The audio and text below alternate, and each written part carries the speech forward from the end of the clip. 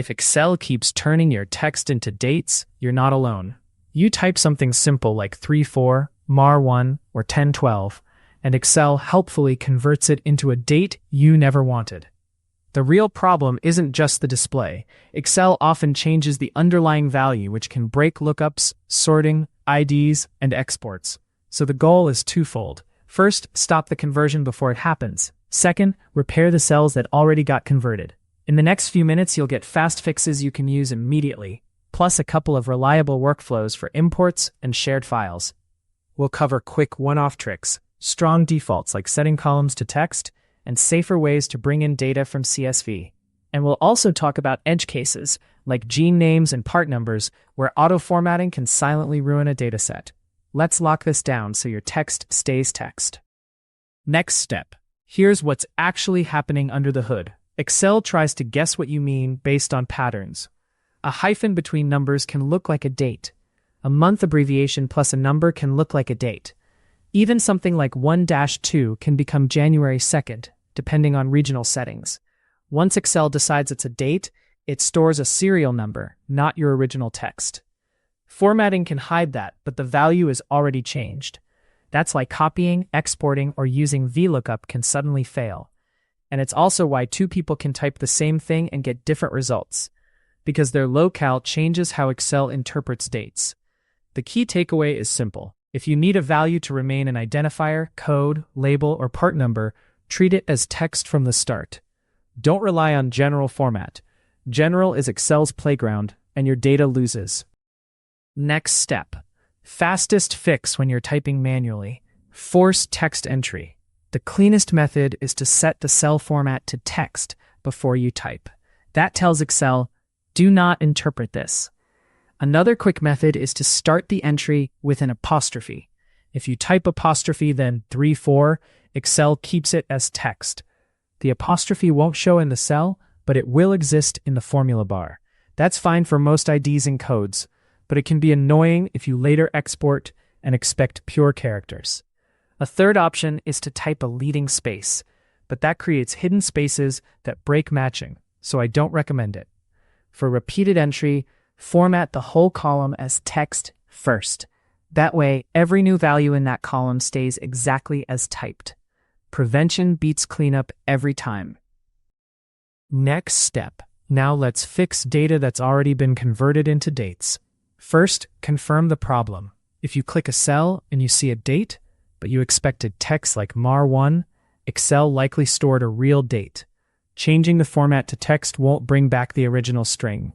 You need to reconstruct it. If the original pattern was month name -number, you can often rebuild with a formula that outputs text.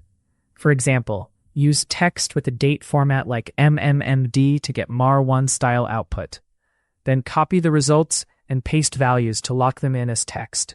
If the original was 34 and you meant literally 34, you'll need a different approach, because Excel guessed a date without knowing your intent. In that case, you either restore from the source, or you apply a rule based on your dataset, like combining month and day back into a text pattern you control. Next step.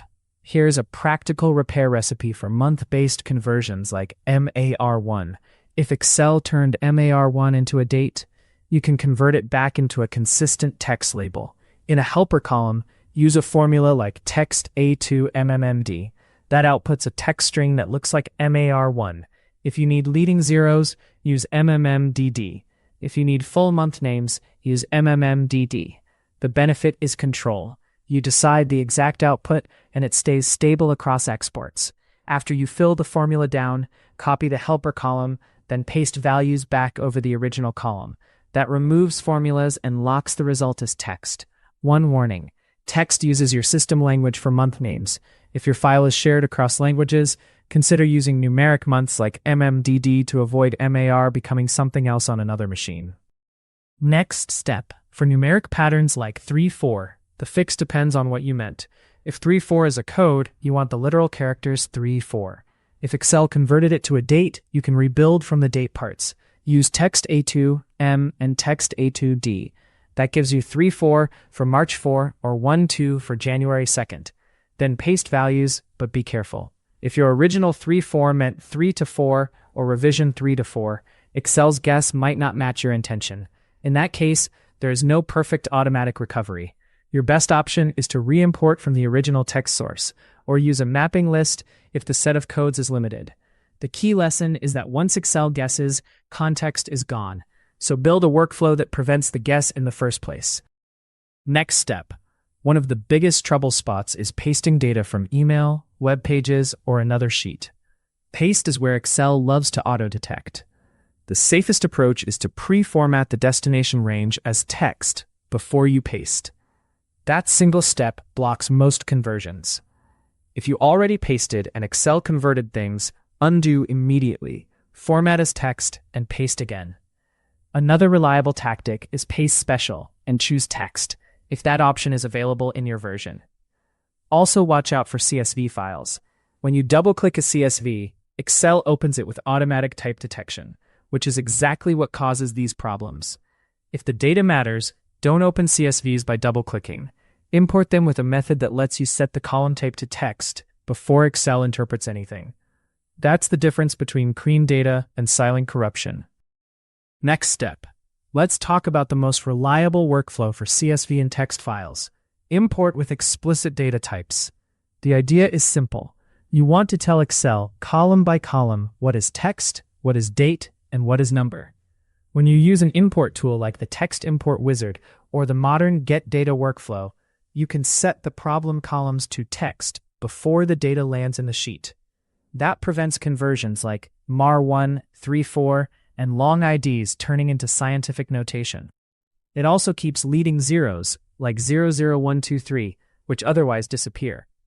If you do this often, save the import steps so you can repeat them consistently. The payoff is huge. You stop fighting Excel after the fact, and you start controlling the data at the door. For any file you didn't create yourself, this is the workflow I trust most. Next step. If you're working with codes that look like dates, you can also design the code format to be Excel-proof. This is especially useful for internal systems you control. For example, instead of MAR-1, use MAR_01 or MAR_0x. Instead of 3-4, use 3-4a or ID-3-4. Adding a non-date character breaks Excel's pattern match. Another option is to use a consistent prefix like code-. That makes the value unambiguously text, and it improves search and filtering too. The trade-off is that you're changing the representation, so you need agreement with whoever consumes the data. But if you've been burned by auto-formatting, a small tweak, like a prefix, can prevent hours of cleanup and reduce errors in downstream systems. Think of it as defensive data design. Next step. Now for a common confusion. Why not just change the cell format back? Because formatting only changes how a value looks, not what it is. If Excel stored a date serial number, formatting it as text will show that serial number, not your original entry. That's why you need either a reconstruction formula or a fresh import. Another subtle trap is that Excel can display something that looks like your original text, while still storing a date underneath.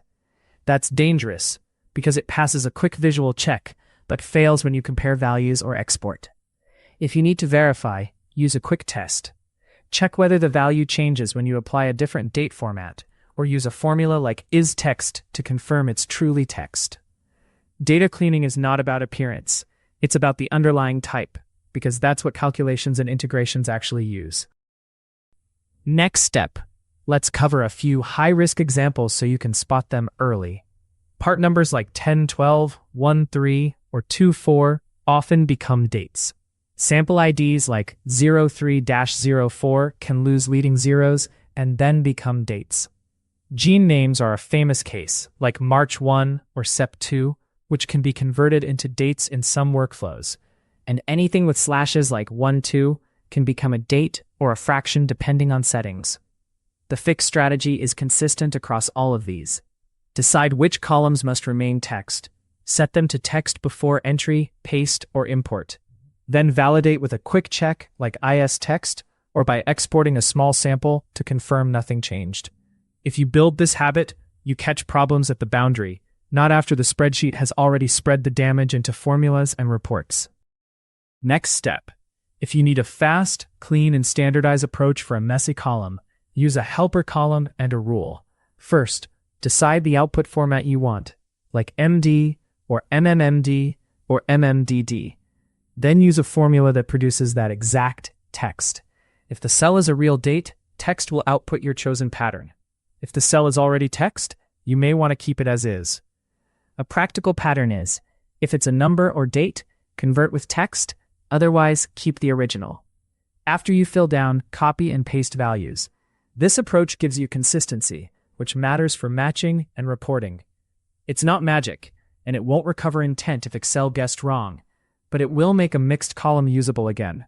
And once it's clean, lock the column format to text so it stays clean.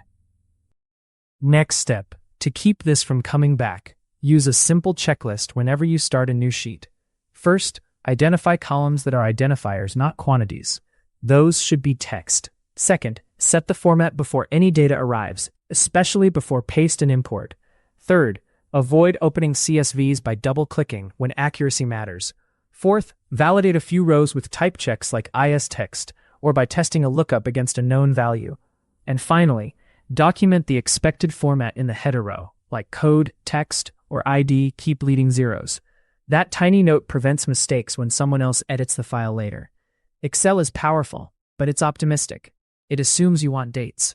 Once you start treating data types as part of your process, the auto-formatting problem goes from constant annoyance to rare exception. Next step. Let's wrap this up into a fast action plan. If you're typing values like 34 or MAR-1, format the column as text first, or use an apostrophe for a one-off entry. If the data already converted, don't waste time changing formats and hoping. Rebuild the text with text formulas, then paste values. If the source is a CSV or a download, import it with explicit column types so Excel never guesses. And for recurring codes, consider adding a stable prefix or a non-date character to make them unambiguous. That's the difference between spreadsheets that quietly drift and spreadsheets you can trust. If you want, leave a comment with your situation. Do you get burned more by hyphen codes like 34 or month-style labels like MAR-1?